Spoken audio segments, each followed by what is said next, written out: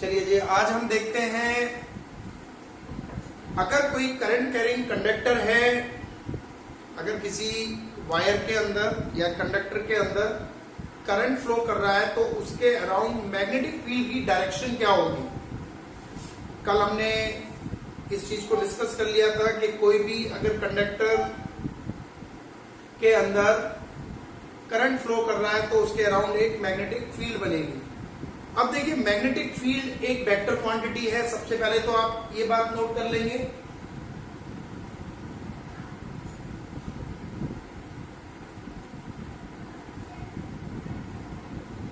अब बेटा अगर हम फील्ड बोलते हैं तो स्पेस हो जाएगा, लाइन आप जानते हैं, तो पर लाइन की एक पर्टिकुलर रिप्रेजेंटेशन है। तो एक्चुअल में मैग्नेटिक फील्ड लाइन ना बोल करके, मैग्नेटिक फील्ड ना बोल करके हम बोलते हैं स्ट्रेंथ, कि strength of magnetic field is a vector quantity. अब अगर देखिए वेक्टर क्वांटिटी है तो क्या होगा, उसकी पर्टिकुलर डायरेक्शन होगी।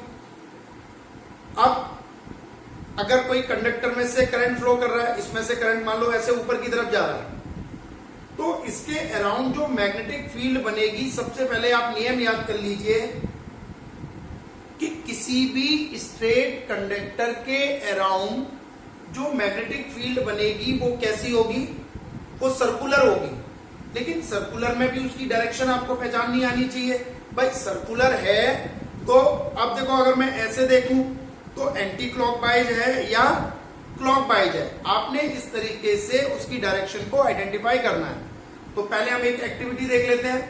एक्टिविटी देखने के बाद हम बताएंगे कि डायरेक्शन को आप कैसे आइडेंटिफाई करोगे।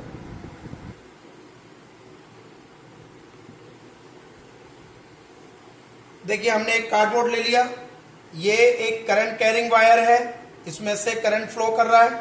तो अब आपको ये जो दिख रहा है ऐसे, ये क्या है, this is the direction of current. तो आपको सिंपली एक रूल याद रखना है कि अगर कोई भी वायर स्ट्रेट वायर है तो उसके अराउंड जो मैग्नेटिक फील्ड बनेगी वो मैग्नेटिक फील्ड कैसी होगी, कॉन्सेंट्रिक सर्कल होगी।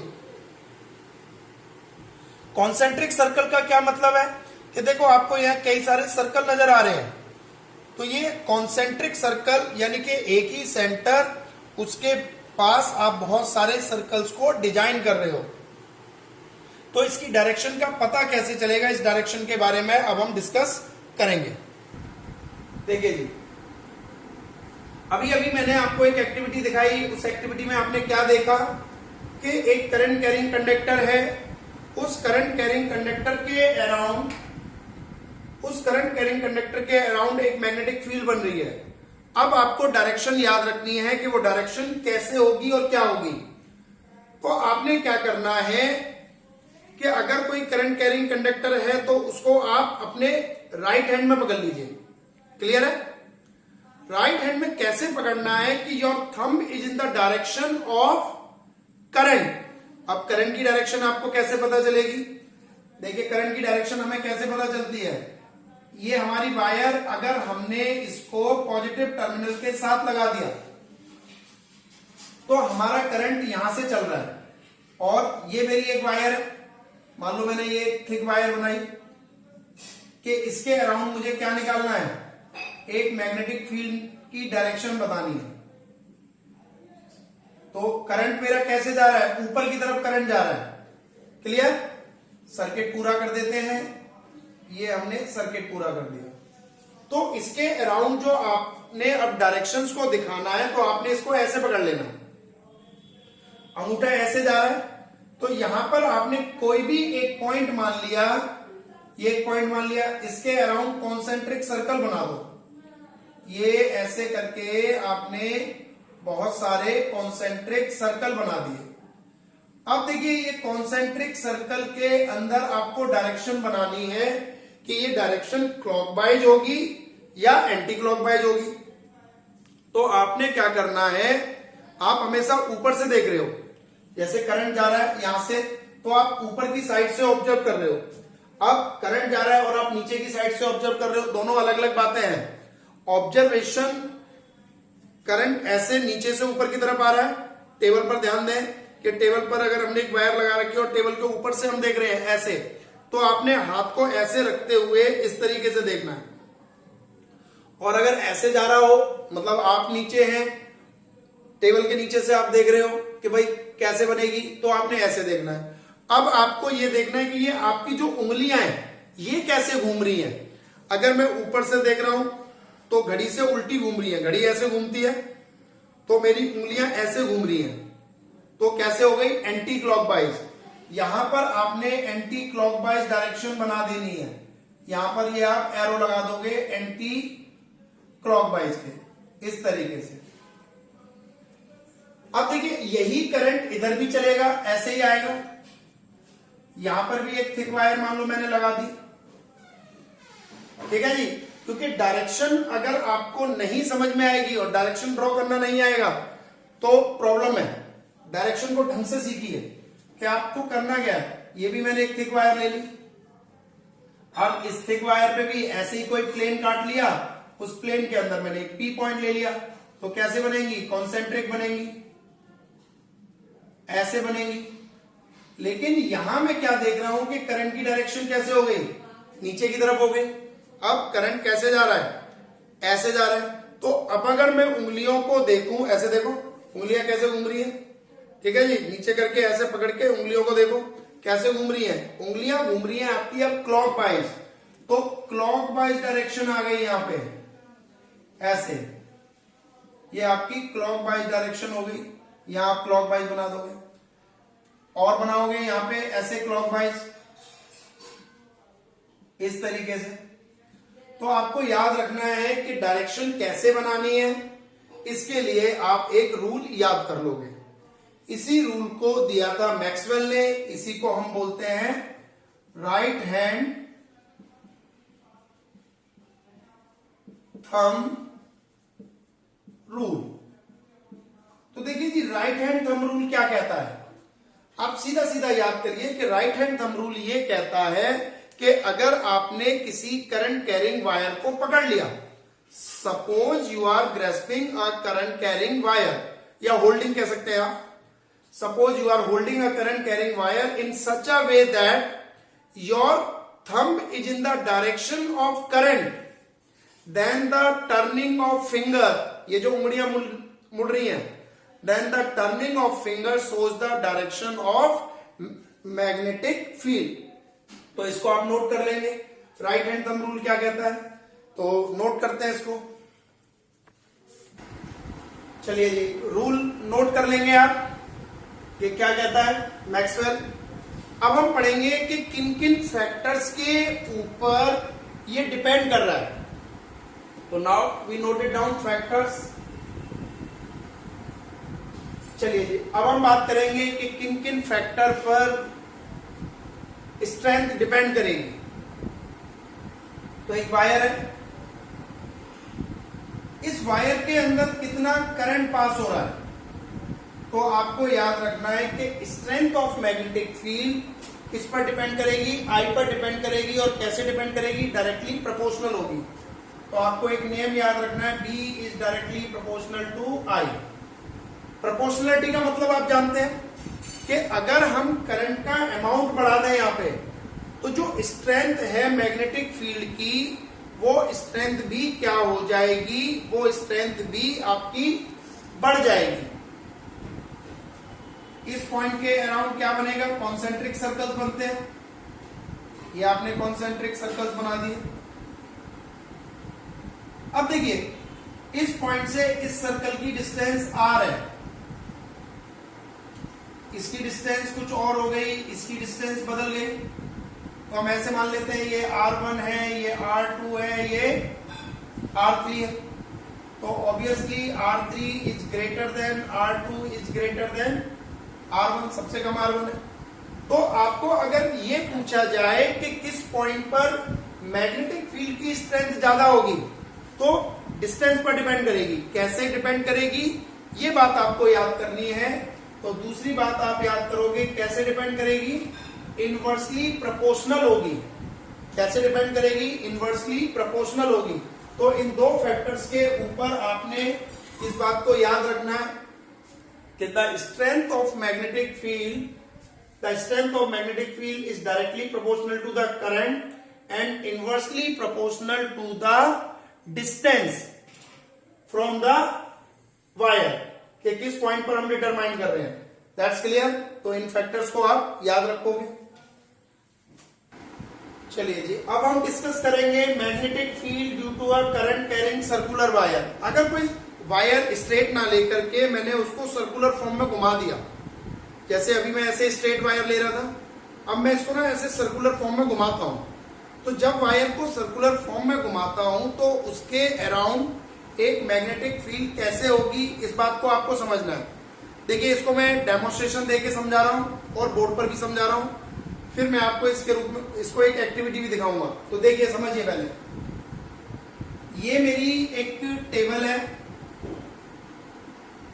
ये टेबल ले ली मैंने,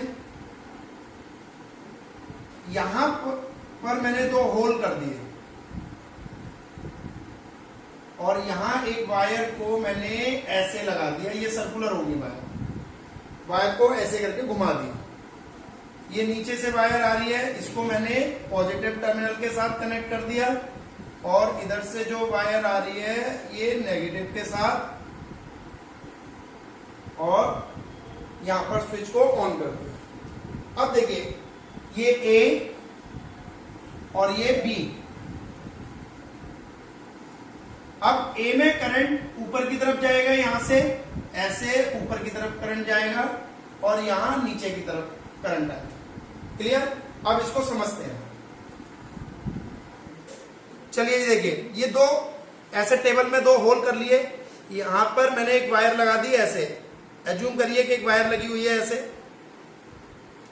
इस एंड को मैं ए बोल रहा हूं, इस एंड को मैं बी बोल रहा हूं। यहां पर मैंने नोट कर दिया ये ए और ये बी, जैसा मैंने यहां करा है टेबल पर। अगर आप देखें तो इस साइड मैंने ए करा है, इस साइड मैंने बी करा है। तो अब आपको याद रखना है कि इसमें करंट ऊपर की तरफ आ रहा है, आपको याद रखना है कि इसमें करंट मेरा ऊपर की तरफ आ रहा है, तो ये मैंने ऊपर की तरफ ले लिया। अब देखिए, इसमें करंट ऐसे नीचे की तरफ जा रहा है, तो इसमें मैंने ऐसे करंट नीचे की तरफ। इस कैप पर ध्यान देंगे कि कैप आपकी ऊपर की तरफ है, तो करंट ऊपर की तरफ आ रहा है, कैप नीचे की तरफ है, नीचे की तरफ जा रहा है। यहां पर भी सेम, ए पर ऊपर की तरफ, बी पे नीचे की तरफ, क्योंकि ये पॉजिटिव के साथ कनेक्ट है, ये नेगेटिव के साथ कनेक्ट है। अब आपको क्या करना है, जिधर आपका कैप है उस डायरेक्शन में आपका अंगूठा होना चाहिए।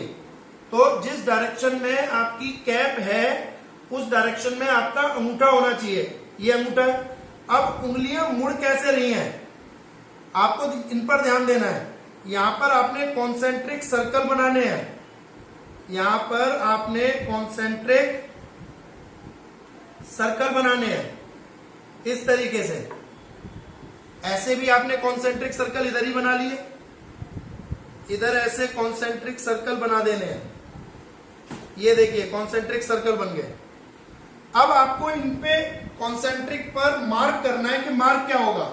ये कॉन्सेंट्रिक देखो, इधर वाला ऐसे घूम रहा है इस तरीके से, तो जिधर घूम रहा है उधर मार्क कर देंगे। ये कैसे घूम रहा है, एंटी क्लॉकवाइज। इधर वाला देखो, ये किधर की तरफ जा रहा है, नीचे की तरफ, तो उंगलियां ऐसे घूम रही हैं। कैसे मार्क करेंगे, क्लॉकवाइज,